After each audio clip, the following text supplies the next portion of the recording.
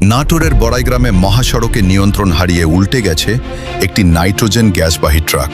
দুর্ঘটনা কবলিত গাড়ি থেকে গ্যাস ছড়িয়ে পড়ার পাশাপাশি ভেতরে আটকে পড়ে গুরুতর আহত হয়েছেন ট্রাক চালক।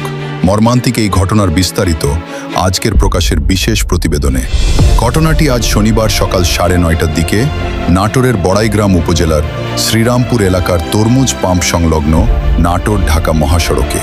প্রত্যক্ষদর্শীরা জানান, তরল নাইট্রোজেন গ্যাস সিলিন্ডার ভর্তি ট্রাকটি দ্রুতগতিতে তার গন্তব্যের দিকে যাচ্ছিল।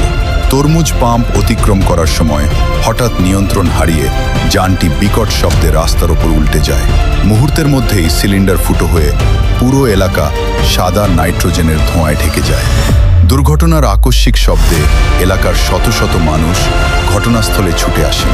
গাড়িটি উল্টে গিয়ে চালক স্টিয়ারিংয়ের ফাঁকে আটকে পড়েছিলেন। জীবনের ঝুঁকি নিয়ে স্থানীয় তরুণ ও বাসিন্দারা দ্রুত উদ্ধার কাজে হাত দেন। তীব্র ঠান্ডা নাইট্রোজেন গ্যাস ও রক্তের দাগ সামলে চালককে গাড়ির ভেতর থেকে অক্ষতভাবে বের করে আনেন তারা। সংবাদ পাওয়ার পরপরই বনপাড়া হাইওয়ে থানা পুলিশ এবং বড়াইগ্রাম ফায়ার সার্ভিসের সদস্যরা ঘটনাস্থলে পৌঁছান।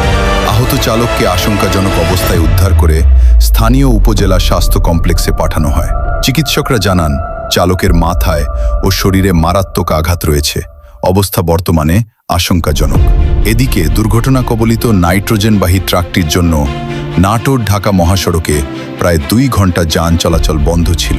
পরে ট্রাকটির সরিয়ে নেওয়ার পর বর্তমানে নাটোর ঢাকা মহাসড়কে যানবাহন চলাচল সম্পূর্ণ স্বাভাবিক রয়েছে।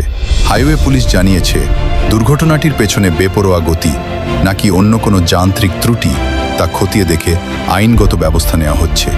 বড়াইগ্রাম থেকে আজকের প্রকাশের বিশেষ প্রতিবেদন।